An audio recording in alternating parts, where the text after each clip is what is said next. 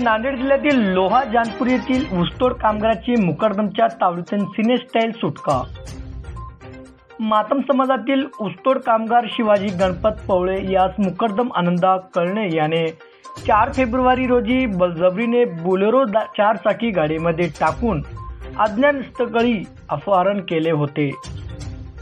पीडित शिवाजी यास दांडक्याने, कोपऱ्याने, चमड्याच्या बेल्टने, लादाबुक्क्याने मुकरदम सोबत मिळून 4 जणांनी बेदम मारहाण केल्याची घटना समोर आली आहे।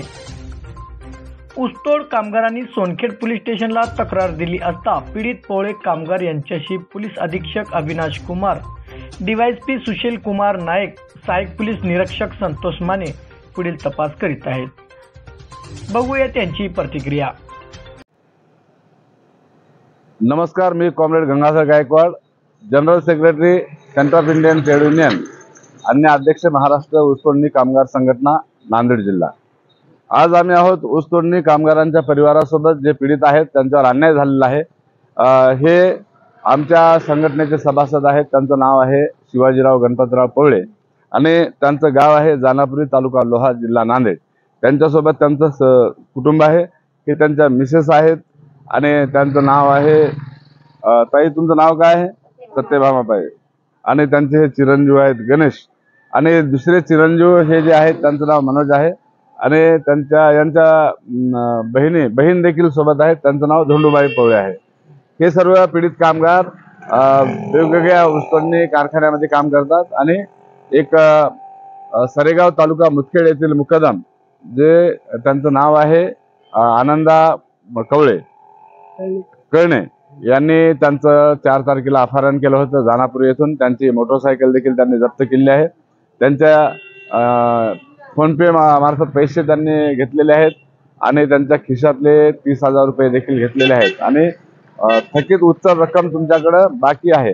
या कारणाने त्यांना 4 दिवस डांबून ठेवलं बेकायदेशीररित्या। त्यांना बेदम मारहाण केलेली आहे आणि अज्ञातस्थळी नेऊन त्यांना किडनॅप करून ठेवलं होतं। परंतु CITUच्या वतीनं आम्ही नांदेड जिल्ह्याचे कर्तव्यदक्ष पोलीस अधीक्षक माननीय अविनाश कुमार साहेब यांना ही सर्व घटना कळवली आणि कळवल्यानंतर त्यांनी तातडीने SDPO माननीय सुशील कुमार नायक आणि आपल्या सोनखेड पोलीस ठाण्याचे API माननीय माने साहेब यांना त्यांनी निर्देश दिले।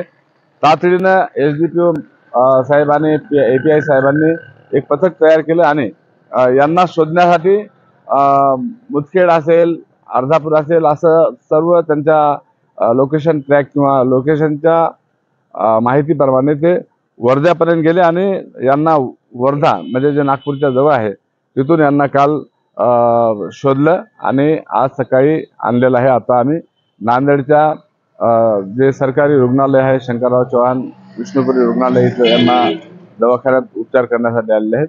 आम्ही यांना देखील विचारत आहोत, आमचे हे सभासद असल्यामुळे, की आपल्या म्हणजे तुम्हाला कधी नेलं आणि कारण काय होतं आपल्याला डांबून नेण्याचं? साहेब काल पण धरून 6 वाजून 10 मिनिटाला नेलं। किती? 6 वाजता। 6 वाजता नेलं। तर 6 वाजता गाडीमध्ये टाकून मारहाण चालू केलं।